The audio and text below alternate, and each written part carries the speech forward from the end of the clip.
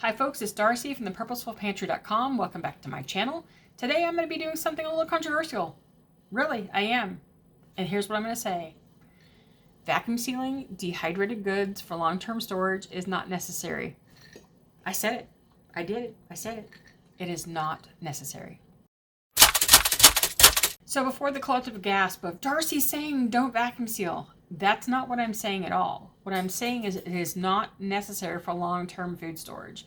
Yes, I vacuum seal because it's an insurance thing for me to make sure that the food I put back for a year or two stays the best that I can make it stay.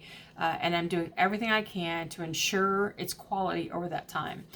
However, it is not necessary. So for those of you who are still having trouble finding these jar sealer attachment lids that even after this extended 2020 time, they are still sort of hard to come by, don't panic. Don't worry. It's okay. You're going to be fine. You can still dehydrate and store without them. Okay. And in just a minute, I'm going to give you some tips on things that you can do instead. In case in point, and the reason I'm saying this is because in the last week, I've started noticing an uptick on the comments from people who still cannot find these, or who might be coming into dehydrating again. They may be new right now, seeing everybody use them and then trying to find them and they're not in stock. Case in point, yesterday was like the 4th or 5th comment I saw this week, either on my YouTube channel or my Facebook group of people who still can't find them. So I went to go look to double check because I know they've been back in stock more often, and I kind of stopped checking because they were available so often. And yesterday they weren't in stock at either foodsaver.com or amazon.com. For those of us in the US, those the places I suggest most often because they're the safest.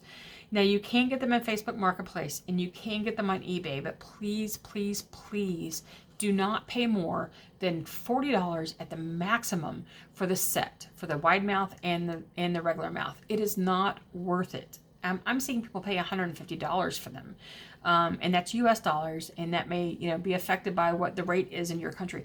Do not spend that much money on these things. They don't save you that much. It's not worth it. Okay, wait until you can get them for what the regular retail price is, which is usually $30 and less US. Okay, wait for that price. You don't need to spend more on that. Okay, so, and I didn't do this video in order to do this, but because I was trying to be diligent in what I'm saying, I did go back and double check today to see what was available just in case. Foodsaver.com is still out. As of the recording of this video, Amazon.com is saying that they will have them back in stock on March 3rd. They did not have that yesterday. That came up today. On March 3rd, you can pre-order now for their kit that comes with the Food Saver wide mouth and the regular mouth and the hose. I will leave a link for that down below. It will also work for those of you in Canada. That link goes to the Canadian site. You'll have to double check there whether or not it's available. And if at the time that you're watching this, it's no longer available, it's okay. I'm going to give you some tips on what to do instead. Okay. So to encourage those of you who still can't find these, who want to be able to dehydrate for long-term storage, here are the things that you can do instead. Find a jar, any jar. What you're looking for is airtight containment. That is the key word of all of this, airtight. Okay.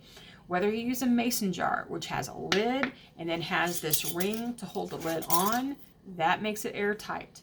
Whether you use a commercial jar like this, it's a glass jar that's commercial that I buy. We buy this salsa, this brand we love, that all of my family loves. So I stock this particular brand in my pantry for long-term storage. It is airtight, and I reuse these, and I have a lot of these that we use. I use it in my refrigerator. I use it for my dehydrated goods. I use this a lot. What you can use is this. You can use spaghetti sauce, Alfredo sauce. You can do pickle jars, mayonnaise jars that still come in glass. But any kind of container that comes in glass that has a lid can be used for long-term food storage for your dehydrated goods. It works. It's airtight. You can also use any kind of plastic containment that is airtight. What you're looking for are name brands because they tend to be better. Rubbermaid, Sterilite, Progressive, Tupperware. Oh gosh, there are so many brands out there that work this way. The lock and lid, not all of them. You have to be careful. Those that are they have the lids that go on and then you lock down the sides. Those work. The kind from Better Homes and Gardens that has the flip lid on the top. OXO is one of those brands I would say, meh, 75% of the time they're airtight, but sometimes if you get any kind of debris on that lip, and when you put the lid on and punch the button, it's not always airtight because it has to not have any kind of debris around the lid. So make sure you always clean that off. If any kind of plastic storage that when you squeeze it in the sides move a lot, double check those for airtight. If you can squeeze it hard and you hear or feel air coming out of that lid, it's not airtight. So you don't want to use those for long-term storage. It's fine for shorter term. The most important part about using these kind of containers that you need to watch for is that when you put something in your jar or in the container that you're using, the container is about the same size as the volume of food you're putting into it. What you don't want to have is a container that's big and you're only putting in a very small amount of food. The reason being is that you've left it with this much atmosphere that contains oxygen and moisture, which are the two enemies with light for dehydrated goods. So you want to make sure that your jar is full as best that you can.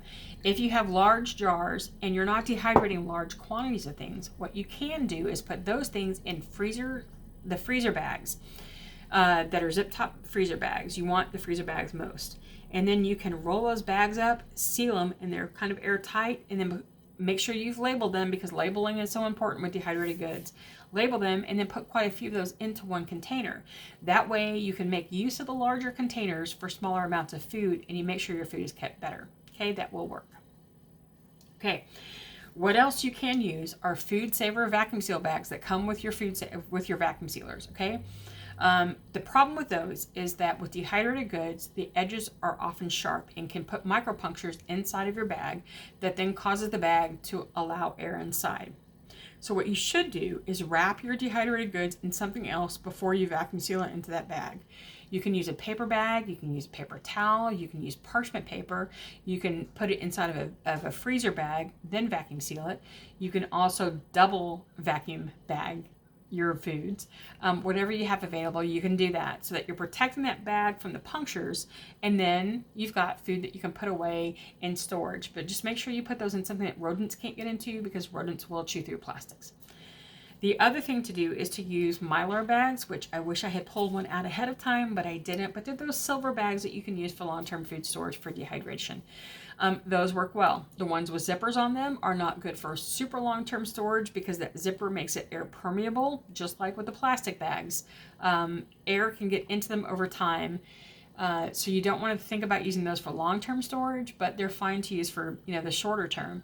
But if you want long-term storage, use a regular Mylar bag, put an O2 absorber in it, use the heat seal on the edge, and you're good. Okay.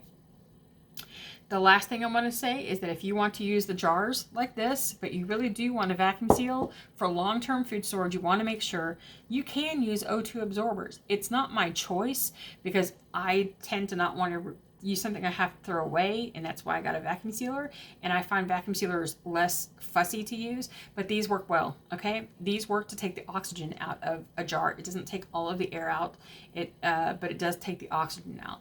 So what you do is that you use the size of this that you need for the size container that you have. I have a chart that's printable that's on my website. I'll leave a link down below. It does require a newsletter subscription. It's one of the benefits of being a newsletter subscriber that you get these free printables. But I'll leave that link for you. The information is on the blog post, but the printable is available only as a newsletter subscription. But you would use the amount of this O2 absorber for the size of jar that you have. You throw one in, you seal your jar up, and you let it go, and it's fine. The only thing that makes this fussy is that you have to take care of these O2 absorbers as you're using them pretty quickly because they can absorb enough oxygen if you just leave them out to make them not work any longer. They are not reusable, so you have to be careful about that.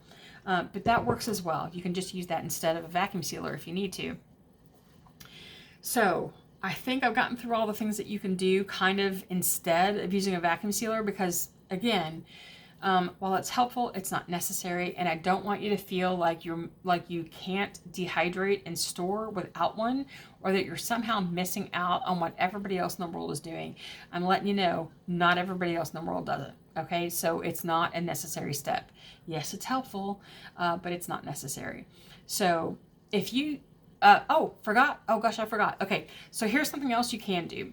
I don't find this as easy and they're not as available to get, but it's something you can do. There is canister, like a chamber vacuum sealing, where you have a chamber that you put a jar into, and it works on mason jars, and it also works on the commercial jars. That you put the jar inside a chamber, you vacuum seal the chamber, and it vacuum seals the jar too. And when you remove it from the chamber, your jar is vacuum sealed. It makes it to where you can vacuum seal anything with a machine. You don't have to have the lid attachments. Food Saver used to make them, but they no longer do. And they are available out there, but they're pretty expensive if you find them. So look at thrift stores. There is a generic version, an off-brand version that I found this past week when I was kind of looking for new tools. I've never used it, so I cannot say it works well. Okay, but I'm going to link it down below if you want to go look at it. And I'll put a picture of it right here. But basically it works the same way. It's a vacuum sealing chamber that you just connect your machine to with a hose, let it vacuum seal, and you take it out of the chamber and you're good. Okay. There is also a PVC version of this that a gentleman that I found online has made. I will link you to his video so you can see how he made it. He just made it out of PVC pieces. So it's a PVC tube, it's attachment, it's like PVC connectors on either end that he's made into a chamber that you can make yourself, and you can vacuum seal any jar that you want. So for those of you who are really big on DIY, I'll leave that link down below. So if you have another way that you do things, leave them in the comments, because I'm sure that people who are trying to find ways to do it themselves would love to learn. If you have questions about anything I've said, comment. I will be happy to answer your questions. So I hope this has been helpful for you. Please let me know if I can do anything else, and I will see you next time. Happy dehydrating.